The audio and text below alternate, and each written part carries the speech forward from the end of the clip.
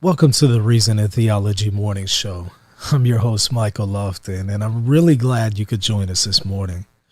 Here you'll find a time dedicated to daily scripture readings, commentary on the Bible, and even select passages from the fathers of the church. We hope you enjoy this program and are edified by its content.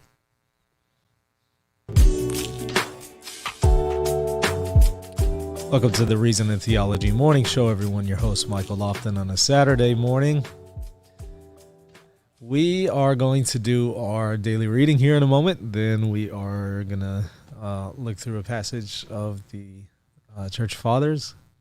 Then I have a really fun email to read to y'all. Fun stuff. And the reason why I say it's fun is because, and of course I'm not going to say who it is. But it's a one of the random emails that I get every day from some, I guess, set of a contest that I figured would be entertaining to y'all. Evidently, this individual holds to the notion that the church defected from the faith in 1024. So the true church is the pre-1024 church. Yes, that's the year 1024. Yeah. So in other words, the popes after 1024 are not real popes, and there has been a state of sede vacante for the last 1,000 years. So it's pretty entertaining stuff. I'm not going to read the whole thing to you. Again, I'm not going to tell you who it is. You probably wouldn't know who it was anyway. It's just a random guy who emails, but I found it so entertaining that I thought y'all would appreciate it as well. It's just a little hint of all of the stuff that you get to receive whenever you do shows on YouTube. And I can't read the whole thing because it is book length. It's book length for sure. I'll read a few paragraphs and then I'll probably tap out. That'll be it. I'm not reading this whole thing. Okay, let's first start with our scripture readings. Let me pull them up on the screen. We're going to do, of course, Saturday of the 5th week of Easter. And it's going to be from Acts 16, 1 through 10. I'm going to share my screen now. Okay, here we go.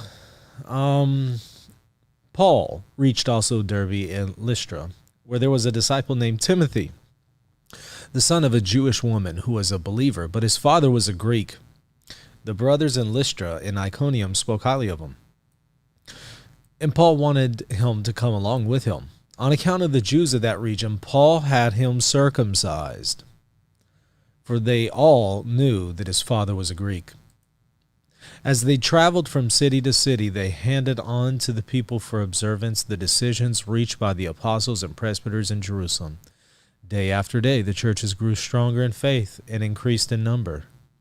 They traveled through the Phrygian and Galatian territory because they had been prevented by the Holy Spirit from preaching the message in the province of Asia. When they came to Mysia, they tried to go on into Bithynia, but the Spirit of Jesus did not allow them, so they crossed through Mysia and came down to Troas. During the night, Paul had a vision. A Macedonian stood before him and implored him with these words, "Come over to Macedonia and help us." When he had seen the vision, we sought passage to Macedonia at once, concluding that God had called upon us to proclaim the good news to them.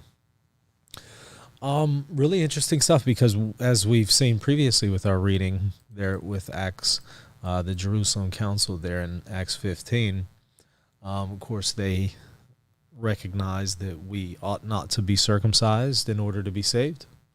In other words, if you want to be saved, circumcision is not a burden that should be imposed. But notice what happens here. Right after that, Paul had Timothy circumcised. And they're speaking about the observance of the decisions reached by the apostles. So some have thought, well, wait, what's going on here? Is Paul being disobedient to the council? Did Paul somehow fall from grace by having them circumcised? No. No. Paul did nothing wrong by having Timothy circumcised. He was not, saying, Timothy, you have to be circumcised in order to be saved. No, it was on account of the Jews that he was preaching the good news to, so that there wouldn't be an additional scandal. It would be okay for him to be circumcised in order to preach to them. So that's what's going on here. And our next reading is from John 15:18 through 21. It says this: Jesus said to his disciples, "If the world hates you, realize that it hated me first.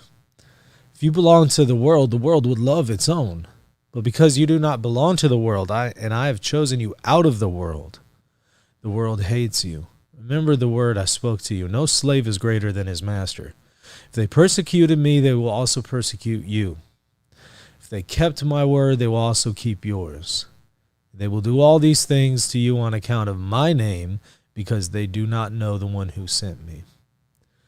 And I'm sure that's going to be familiar to most of us. I mean, we could say that the world looks at us funny. They think that we are crazy for being Christians, for maintaining certain moral standards, for maintaining certain beliefs. Well, if they did it to Jesus, they'll do it to us as well. And of course, some of us have been persecuted to different extents, right? And it makes sense, because if they persecuted Jesus, they'll persecute us. So it's comforting to remember that whenever we're going through times of trouble or persecution or ridicule, it's important to remember, well, they did the same thing to Jesus. And if he and the church are one, we're going to share in his sufferings. We're going to share in the things that he went through. And if he was persecuted, if he was ridiculed, we too will be persecuted, ridiculed. People will look at us funny, all that stuff. So, yeah, really, really helpful gospel reading there, because I think that we are all pretty fatigued with the constant criticism that we as Christians get in a world that is very hostile to the Christian message. So it's important for us to just remember and take courage and take comfort in the fact that Christ endured these things. And as he was successful, we will be successful as well. He rose from the dead. He was vindicated. We will be too. Okay, so let's look through our reading here from the Church Fathers. Again, I apologize. I don't have this one on the screen. This is from good old St. Jerome, one of my favorite commentators on Scripture. "Don't fish for compliments, lest you defy God while you are applauded. If I yet pleased men," Paul says, "I should not be the servant of Christ." He stopped pleasing men when he became Christ's servant. For Christ's soldiers march on through good talk on the right hand and evil on the left. No praise excites them.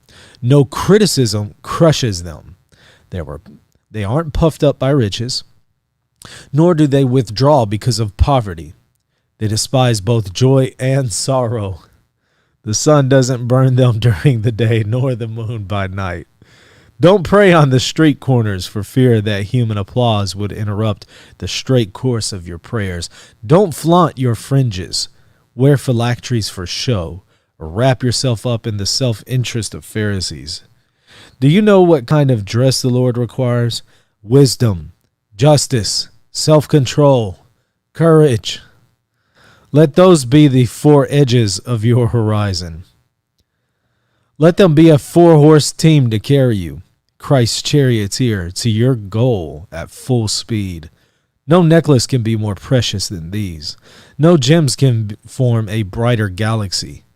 You are decorated by them. You are fastened in.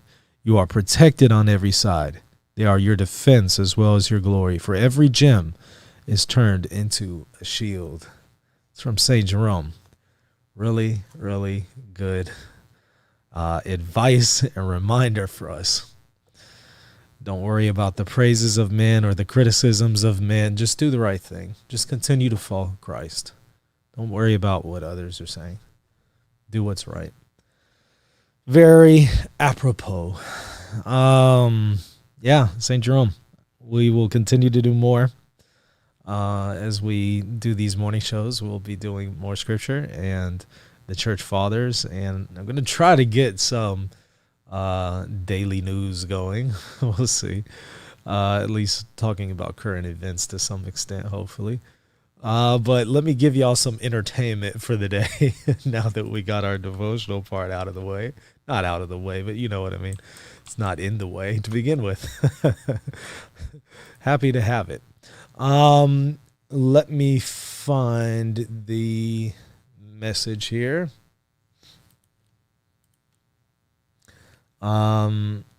Okay. I'm not a sedevacantist follower of blah, blah, blah. Not going to say who it is. This is the individual. I'm not a follower of blah, blah, blah. But I can infallibly say blah, blah, blah was right to call you, and he's talking about me and William, liars and fools, because that's what you both are. You both know neither of you would last 2 minutes in a debate on the phone with blank, blank, or myself. And these are all pseudonyms, of course. No real names and real faces. All people hiding behind keyboards and pseudonyms and images and avatars, or myself. And I can know that with 100% certainty because God in his pre-1024 church always judge by both of the external and internal forms. And the pre-1024 church always presumes malice until the contrary is proven. Whoa, y'all part of the 1024 church, y'all always presume malice until people demonstrate otherwise? Wow. And that's why you're part of the 1024 church, because of that thinking and reasoning right there. Okay. We're going to read a little bit more here, but it goes on and on and on in book length format. This is what was sent to me. And when I get this stuff, I generally read maybe one sentence and that's it. But this one, I thought, wow, this is really entertaining. Although I spent less than 2 minutes on it, I still read about 2 minutes worth. And I thought, whoa, this is almost comedy hour material. This is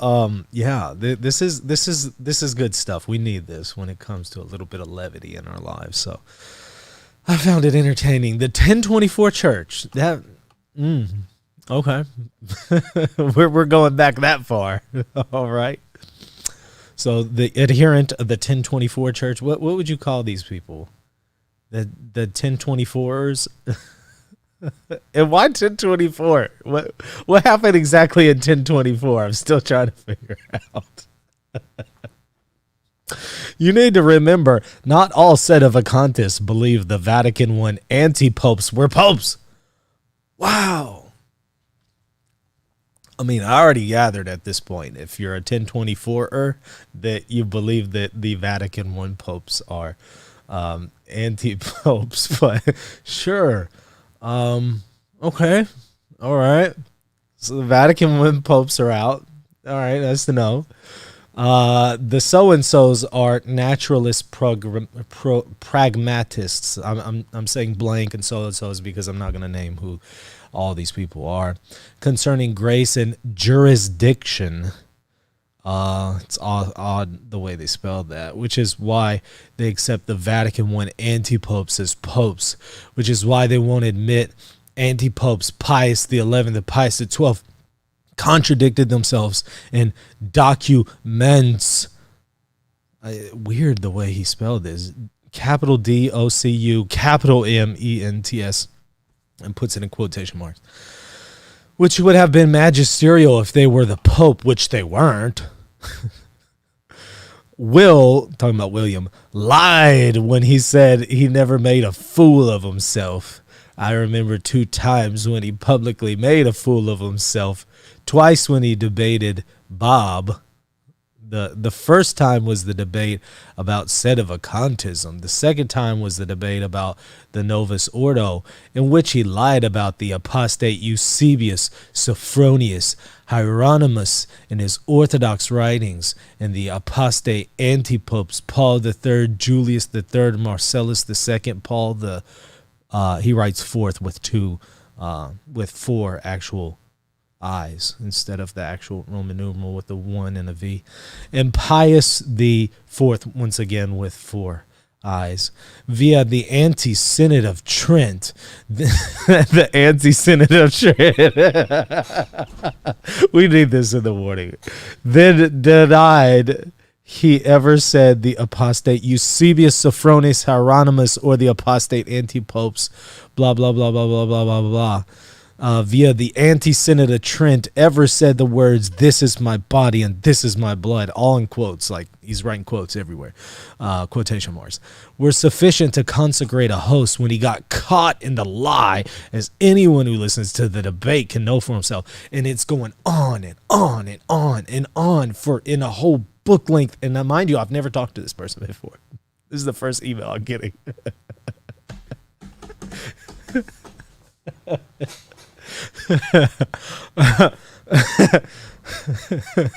I just wrote back, "You're mentally unstable. Don't message me anymore." I mean, what is going on here? Wow. Okay. You both committed the mortal sin of detraction and went talking about me and William, and went on and on with your modest material schismatic versus formal schismatic, material heretic versus formal heretic, material apostate versus formal apostate, partial communion versus plenary communion, etc. Medieval European, and he spells it MEDI capital EVAL. Medieval European pagan pederastic pseudo-scholastical psychobabble, which is a mixture of ancient Edomian and Hellenistical pederastic pagan pseudo-theological pseudo-theophilosophical psychobabble, try to distract listeners from Bob's point about Vatican II, and he spells capital VATI capital CAN. I mean, and it's going on and on and on, but wait, I got to read that again. Hold on. Whoa, wait. So medieval Europe is a mixture of ancient Edomian, Hellenistical, pederastic pagan, pseudo-theological, pseudo-theophilosophical psychobabble. Sojourn says, "Just delete the emails, Michael." No, because this is entertaining. We need this kind of levity in our lives. We need something for entertainment. I mean, it can't be all work, no play. we need this. Bring a little cheer to our lives. The 1983 quotation marks C, quotation marks I, quotation marks C, he's talking about the Code of Canon Law, and the quotation marks C, quotation marks C, quotation marks C, talking about the Catechism of the Catholic Church, which his brother, blank, blank, blank, blank, blank, blank, blank, etc., refuted so many times in 13 years. Vatican II-ism is not even part of Christianism. Never did the pre-1024 church teach material member versus formal member, material schismatic versus formal schismatic, material heretic versus formal heretic, material apostate versus formal apostate, invincible ignorance versus partial communion versus plenary communion. There's no such thing as material membership or formal membership. There's only membership or non-membership. It's that simple, no matter how much you try to complicate it. Always did the pre-1024 church. So it's like the pre-1024. So 1024 itself is no-go, right? 1023 and below is good, but 1024 itself is no go. I'm just trying to get clarification here. Or is it after 1024 that is okay? Like 1025 and everything after that is no go, but 1024 itself, we got a green light on, or is there a red light? I'm trying to figure that part out. Always did the pre-1024 church teach that all schismatics, all heretics, all apostates stand self-condemned and severed from Christianity, and all non-Christians have no title, no office, no power in the church or the state, and the state depends on God or the church for its right to exist. This is, mind you, coming from somebody who called me a pagan, evidently. This individual said that I was a pagan and that I was going to hell. The pre-1024 church here. I'm excommunicated by the pre-1024 church. I'm sad to hear that. A refusal to be in communion with the papacy is schism. Any doubt or denial of any dogma, even if it's not defined by even the ordinary magisterium, let alone the extraordinary magisterium, and he spells it capital E-X-T-R-A, capital O-R-D-I-N-A-R-Y. Magisterium is heresy. It's that simple, no matter how much you try to complicate it. Okay, let me go to this other section where everything's written in bold. Let's see what's going on with this wild section here. It looks crazy. I mean, it's whoa. Okay. You both committed the mortal sin of detraction and tried to pretend Vatican II's words incorporated, once again, inconsistent, like capitalization mid-word, into Jesus Christ. And those were in quotes. And now we have a bracket. Anti-Pope, quote, Paul VI, comma, quote, Vatican II, with irregular capitalizations. Session 3, quote, decree on ecumenism, quote, in bold and also irregular capitalization. Unitatis de Integratio, 3-1, November, spelled capital N-O-V-E-M, capital B-E-R, written in bold, 21st, and it was in quotes, 1964, are irrelevant with their key to its heresies that schismatic heretics and apostates who grow up schismatic heretics and apostates are innocent of schism, heresy, and apostates. And then this long paragraph follows of bold, random things in quotes, irregular capitalizations, just, and this one's in bold, but this one's not. And it's just, whoa. It's the hardest thing I've ever tried to read. I can't read that. I'm sorry. Let me maybe. All right, I'm skipping most of this. Let's go and look at the bottom and just see. And believe me, I've literally skipped probably a whole book just there. I maybe have read 5% to y'all, maybe 5% of what was sent to me. And this is the first email.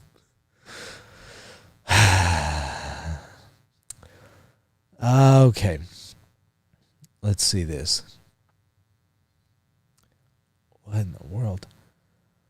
A Ukrainian Greek uncatholic sect, and it's all spelled like capitals, uncapital, capital, uncapital, capital, uncapital, called the Penitents, publicly denounced the apostate anti-pope John the 23rd as an apostate anti-pope because he signed a contract with the Soviet Union in which he agreed not to let Vatican II condemn Marxism in exchange for the wonderful privilege of the presence of two Russian unorthodox KGB agents during Vatican II. The Ukrainian Greek unorthodox, uncatholic, anti-church publicly pronounced the apostate anti-popes John Paul II the terrible and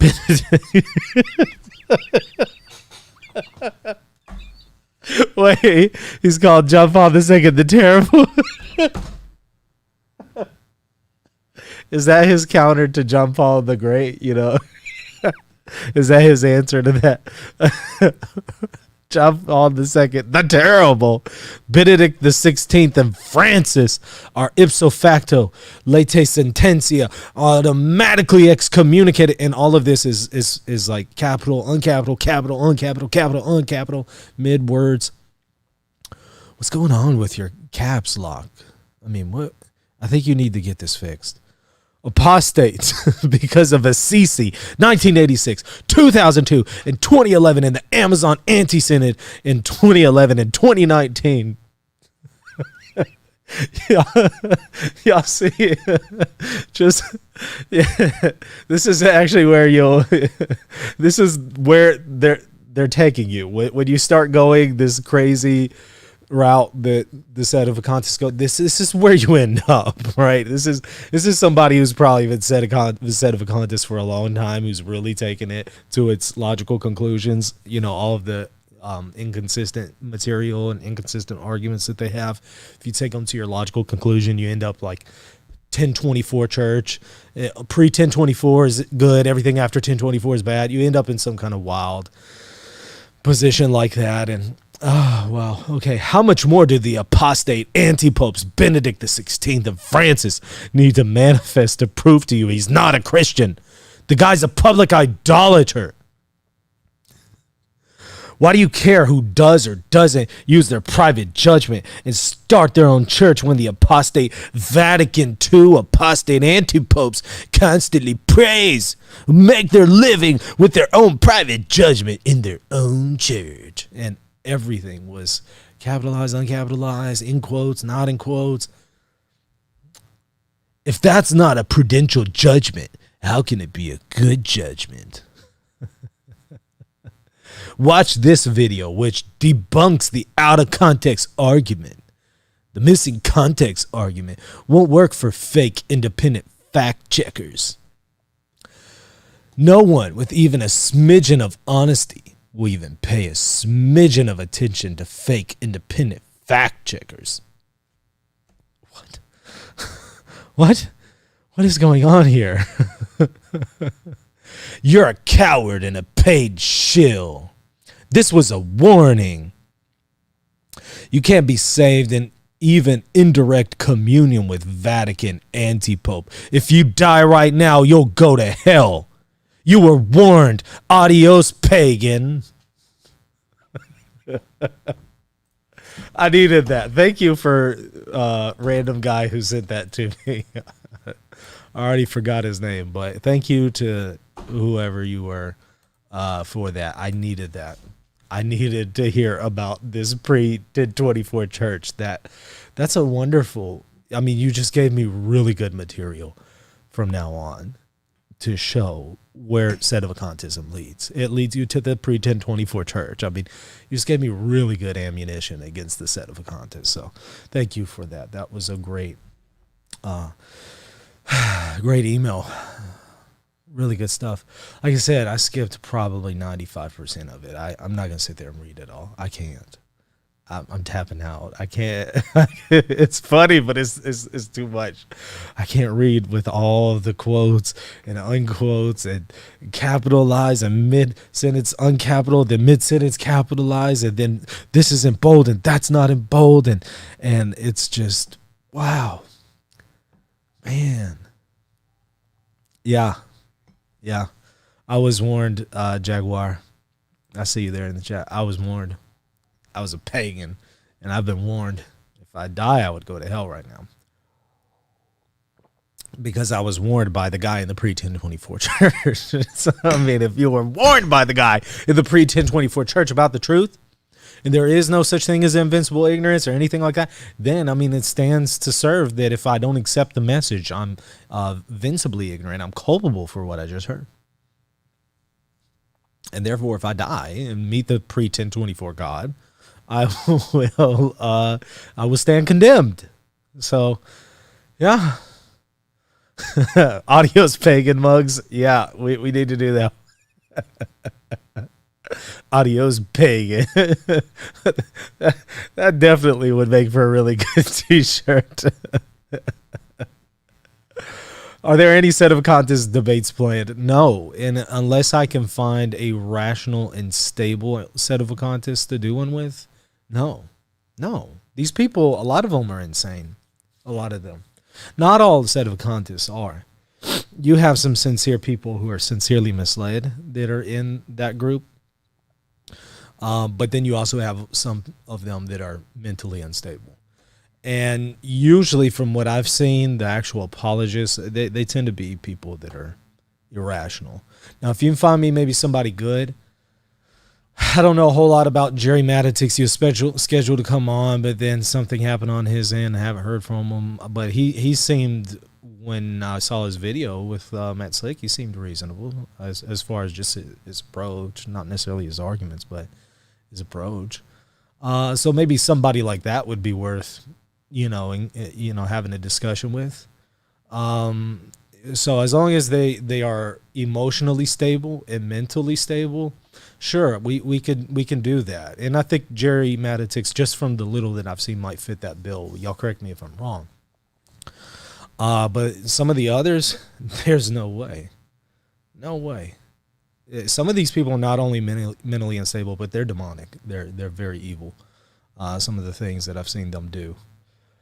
Very, very evil. Not going to have anything to do with that. Nova Sordo Watch backed out. I mean, he was supposed to come on, and then he backed out. And he never gave me a follow-up. And that was maybe a year and a half ago or so. So I'm not really interested at this point. But I think maybe Jerry Matitix would be, all I care about is somebody who's level-headed, and emotionally stable. If they're that and they're of goodwill, we can talk all day long.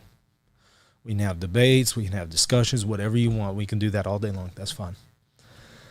As long as we're of goodwill, we have our mental faculties, our rational faculties, and control of our emotions. We can do that. Absolutely.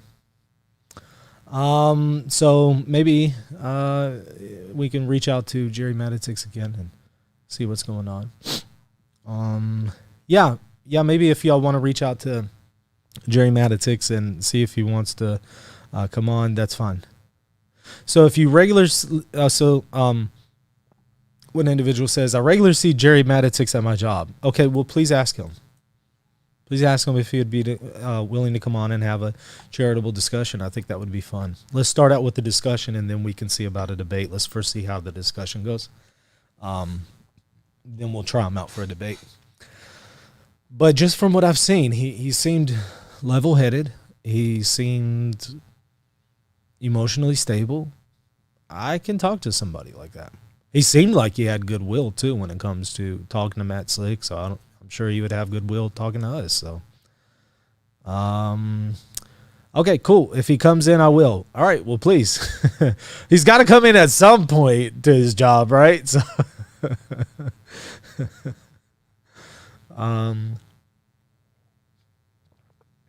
what else? Looking through the chat here. What makes you think the Diamond Brothers are insane, mentally impaired, or demonically influenced in any way? Have you seen some of the stuff they put out? And I've also seen some of the slander that they have made about myself, about me and my family, and or are going to. And evidently they're preparing to do a hit piece on me. And I said, okay, that's fine. Go ahead and do that. Because it seems that that just makes them look even worse. But yeah, some of the stuff that I've seen coming from that direction seems to be spiritually concerning. So that's why I say that. Some of the people who have been going on online slandering me are affiliated with them and feeding them information. Most of it is distorted information and then outright false information, and are going to evidently be doing one of those videos about me, like they did with Jimmy Akin and others. And I thought, well, that's great, because first of all, I'm very flattered that I made it to the Vatican Catholic hit list.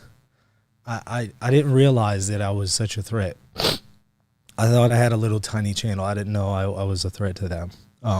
And then I appreciate the promotion. It helps bring people to the channel. And so I say go for it. Yeah, it is pretty crazy, Christopher. I see you there in the chat. I agree. Yeah, there's got to be something wrong with you when you call from a phone line that can't be traced and you constantly hang up and you have to make all kinds of preparations to make a phone call to call into a show and then hang up again so they can't be traced. And it's just something is going on there, y'all. That's why I just have nothing to do with them. I'm not interested in any debates or discussions. I had some open invitations to Peter Diamond, and he didn't take me up on them in either case. Never emailed me like I told him to. Never set anything up. So that invitation has expired, especially after I'm saying that he and the people that he's associated with and is intending to do this stuff. And forget that. Okay. What exactly is a hit piece? Well, a hit piece is just whenever you do a video about somebody slandering them is effectively what a hit piece is. So most of the information that I saw that they were saying about me that they sent over to the set of contests, 90% of it was half-truths and distortions, and then a few aspects to it, some very important ones, were outright false, 100% false. There's not even a grain of truth to it. And I'm not going to have any interaction with that. I'm not even going to watch the video, not even going to address any of that, not going to correct those people. They don't deserve a response. I'll talk to people who are of goodwill, who ask me questions, who are sincere, who are of goodwill, all day long. And I'll answer and give them a truthful answer. But I will not talk to detractors, slanderers, people who are moved by evil.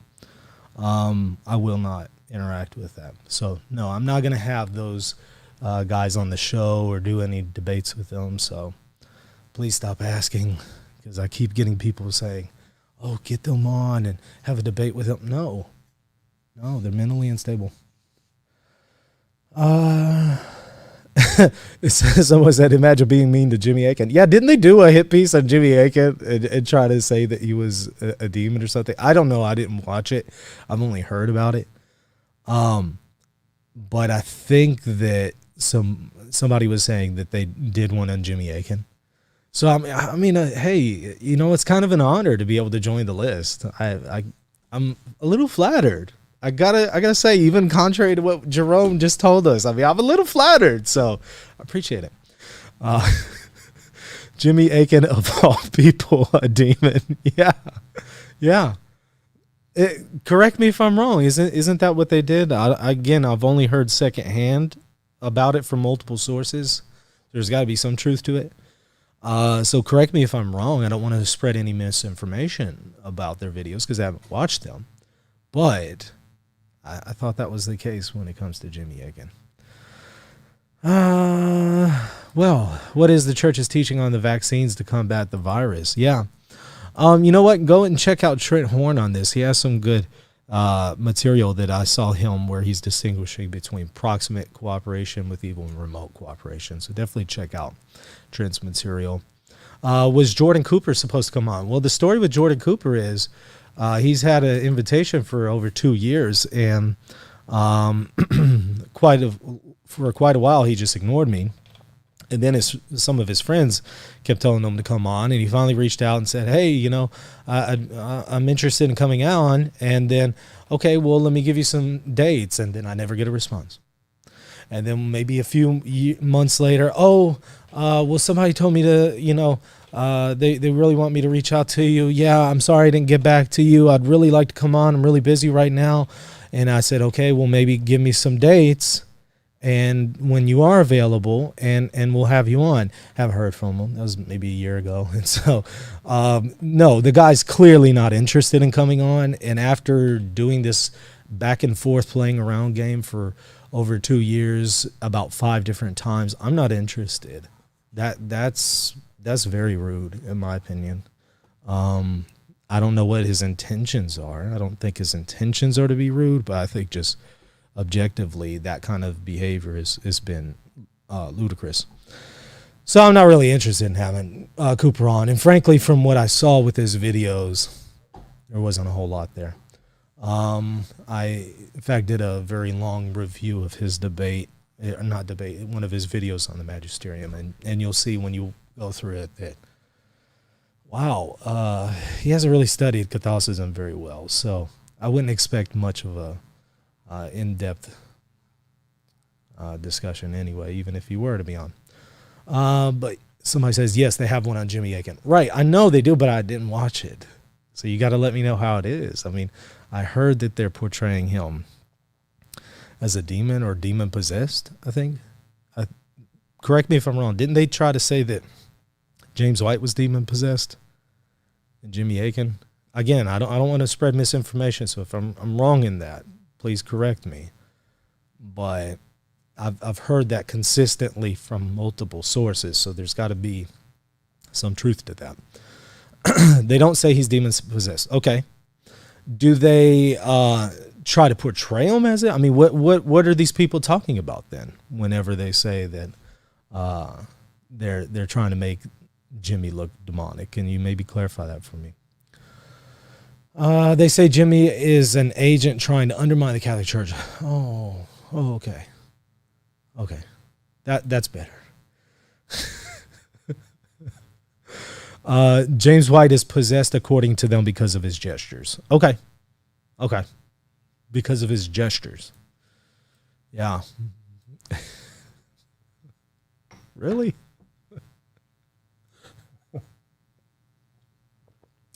They say he's a Protestant and he lies about the Catholic faith. So he's possessed? Because of that, he's possessed? How does that follow? Jimmy's secret agent man, right? Yeah. Jimmy's secret mysterious agent world. we'll redo his show.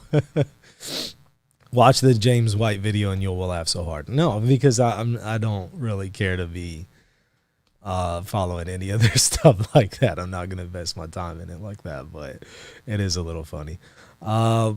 Everyone they disagree with is an agent or a shill. Okay. Good to know.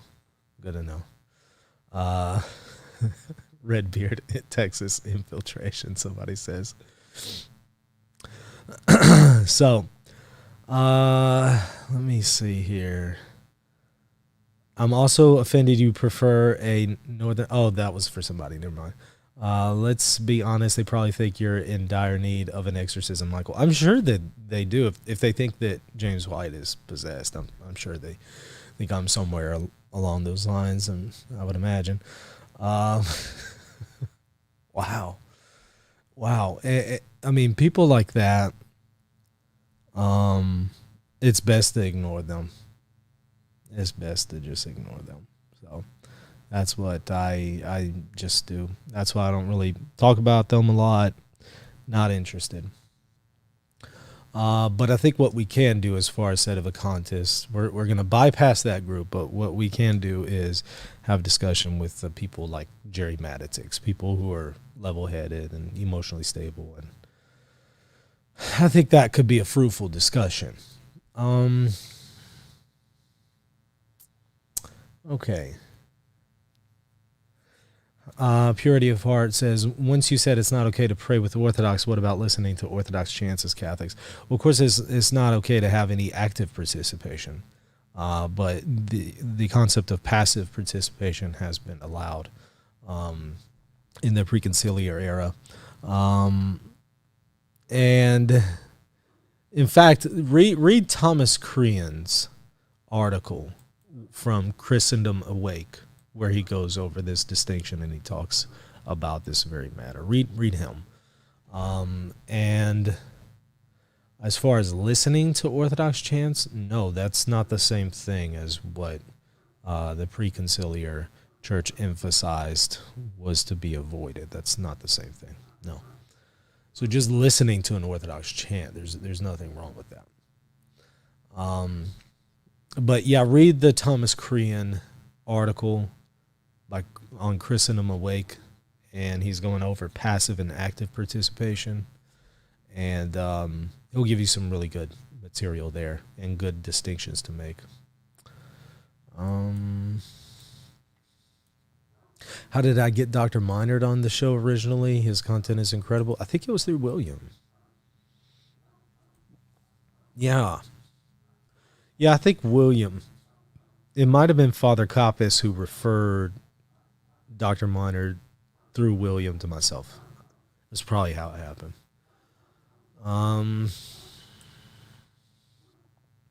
Yeah, what does it mean to pray with the Orthodox? Again, go and read that article. It'll answer all the questions better than I can off the top of my head right now. Off the top of my head, it's been a while since I've looked at it. I have been meaning to go and reread it and review it, but it's not fresh on the brain, and I don't want to give any misinformation about the distinctions involved there and the nuances to them. So just go and read it for now, and later on I will do a review of it. So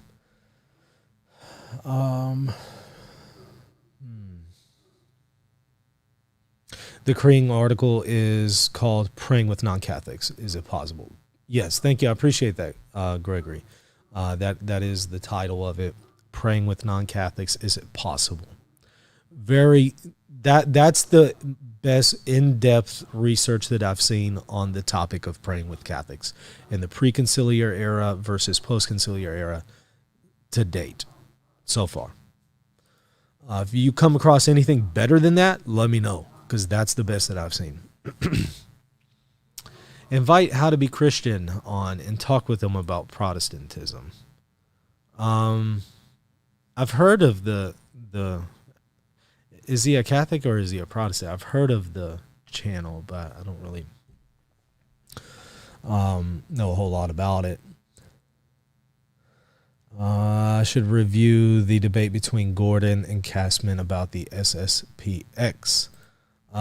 Okay, cool. I haven't checked it out. So, and Kyle clarified that he is a Catholic. Isn't he the guy who was interacting with James White? And he did those videos and he had the hat on and he used the cups or something. Have you seen James White refutes James White on Romans 9? It's hilarious. Is that the one with the cups?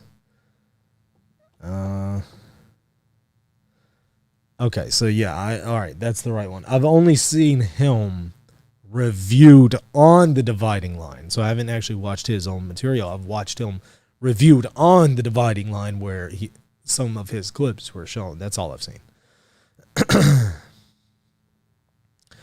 So, How to Be Christian is Catholic, very quality content. Cool. I'll have to check it out. Like I said, I haven't really looked into the channel. I've just heard of it because of Dr. White and his Dividing Line on it. So, do a comedy hour on that video. Maybe so. I mean, we'll do one tonight, I imagine. We'll do a comedy hour tonight. So, I think we could probably do that. His material is entertaining, Jaguar says. Watch his video, please, Michael. Unum Sanctum says. Okay, I'll check it out. He's a comedy hour unto himself. Great content, Fragwagon says. He has a particular sense of humor, Shlama says. Okay. What's this comedy hour going to be on? I'm tired of Matt Slick, so I'm putting that one at a pause. When it comes to the Mark Bonacore, Matt Slick, we're gonna put that on pause. I'm tired right now of Matt Slick. No more. I yield, Uncle. I'm tapping out on that for now, and yeah, maybe the Black Hebrew Israelites. That would be hilarious. There was something else I wanted to do for comedy hour. Now I'm drawing a blank on it. I have to go through my emails and look through my comedy hour folder and see. Maybe it will jog the memory, because there was something else I wanted to do. Well, we do have one here about 5 reasons the early church fathers were savage wolves. I did think that would be a funny one. But that wasn't the one I immediately wanted to do. I don't know. I'll let y'all know soon. But if y'all have suggestions, just email them to me. I get the emails and I put them in my comedy hour show idea folder, and I go through them and just pick one out. So send me some more if y'all want to throw in your lot on a particular video. Okay. Try to get Bug Hall on for an interview. Not familiar. He was the actor in films like Little Rascals, American Pie. Hold on, let me go back. He converted and became Catholic recently. Has chosen to live in poverty. Oh, well, that's pretty cool. There's a very big revealing interview on him from Church Militant. Let me see if I can jog the memory on who this is. Yeah, looks familiar. I've seen the face. Okay. Cool. So, I don't know if you have a way to reach out to him, but if you can maybe reach out to him and ask if he'd be willing to do it, I think we could have him on. Talk about his conversion. What was this? Comedy Hour and KJV only videos? Yeah, we've done that for a while, but those are fun, aren't they, Enrique? Michael, did you to the Census Fidelium yesterday with Father Ripker and Return to Tradition? No. What happened with that, Haley? I'm not sure what's going on there. Denlinger just announced he's retiring for YouTube. No! Don't go!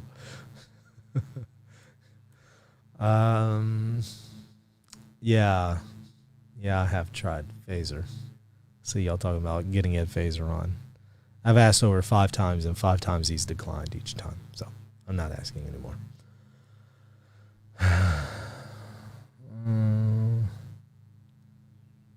Yeah, I see what y'all are saying there about Bug Hall. I think that would be good to talk about if y'all can maybe reach out and see if he'd be willing to come on. You should check out Tradition, Family, and Poverty. They're good guys, pretty big in Brazil. I have not heard of them. I'll have to check them out because I'm not familiar at all. But Haley, yeah, if you can clarify, what were you talking about there about Father Ripperger and Return to Tradition? I don't know what's going on there. Jesse Romero got banned. I heard about that. Virgin Most Powerful Radio. Yeah. That's sad. Very, very sad. Saw that. I don't know what the details behind it are, but that's sad. Future interview with Father Enkidu Sippo. Yeah. I think that would be interesting. Okay. Well, not seeing any more. And got another show coming up here. I can't tell you who it is. I have to do a show with them in a moment. Not have to. I'm honored to do the show with them in a moment. And I'll be recording it and then showing it at a later time when that individual is ready for me to show the video. So I got another one I got to go for here in just a little bit. So we're gonna head out the door, as they say. Father Ripper is responding today to people's criticism. Is he responding to my criticism, Haley? And criticism on what? What I would like to hear him respond to is what he said about Vatican II and branch theory. I would like to hear a response there. I'd like to get some clarification, because saying that Vatican II taught branch theory, it sounds like that's what he was saying. I would definitely like some clarification there. So I hope he does that. So you say, okay, don't know, I'll send it to you today. Okay, cool. And I guess it's going to be on Sensus Fidelium. Worth checking out. Hopefully he can clarify some things. I think he's a good guy, good priest. Like I say, I've sent people to him before. I've gone to him for spiritual direction before. I appreciate a lot of what he's done. I don't agree with everything he says, but I appreciate a lot of what he's done and has said. I've read his books on the Magisterium, and so I've benefited from his content. But stuff like that, when it comes to Vatican II, I just have to question respectfully, and disagree with Father respectfully, if I'm understanding him correctly. Could be he comes out and says, no, this is what I was trying to get at, this is what I was trying to say, and it would be something that we would all agree with. Sometimes you misspeak whenever you do videos. I get it. I misspeak. We all misspeak. Maybe it's something like that. I give them the benefit of the doubt, but just as it stands is concerning. So I hope we'll hear more in this video. Can you make more streams about not Orthodox people or bad intentions behind council documents and so on to show to trads how to be consistent? I've done some streams already on that. Where was it? One that I went over Nicaea 1, and what was the other council I went over? It's either Chalcedon or Trent. But I can do more. Would I go on the journey home again? Sure, I would go on it again. Yeah, if they ask me. Is email faster? You know what? Email would probably be a little bit better. So Jesse Romero discussed the issue on why he got the boot with Gordon yesterday. Okay, I'll have to check that out. I saw that he was going to go on the show, but I didn't watch it yet. I'm really sad to hear about that. I mean, they were doing some really good stuff, so I'm sad to hear about that. I would like to find out what happened. Somebody said, I'm amazed that Michael doesn't get burned out doing all these videos. No, I enjoy the interaction from y'all. I enjoy the participation. What makes me feel burned out is all of the nasty stuff that I get after the show. That's the stuff that just makes me think, man, I don't need this drama in my life. I have so many other things to do and take care of. I don't need this. But at the same time, it goes with the territory. Okay. Well, somebody says Father Ripperger's books are excellent. I'm a bit concerned with his closeness to Taylor Marshall and if he agrees with him again.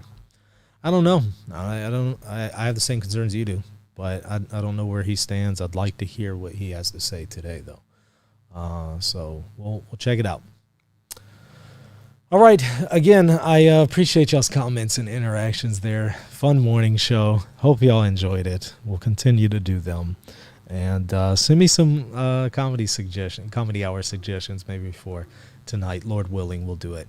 Again, if you haven't already, subscribe, hit the bell for notification for future shows, and like the video.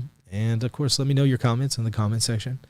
And then also check us out, patreon.com/Reason of Theology. And you can join one of the tiers there where you could support us monthly and also get access to extra content. And I'm going to be posting some extra content on there this weekend. So, all right.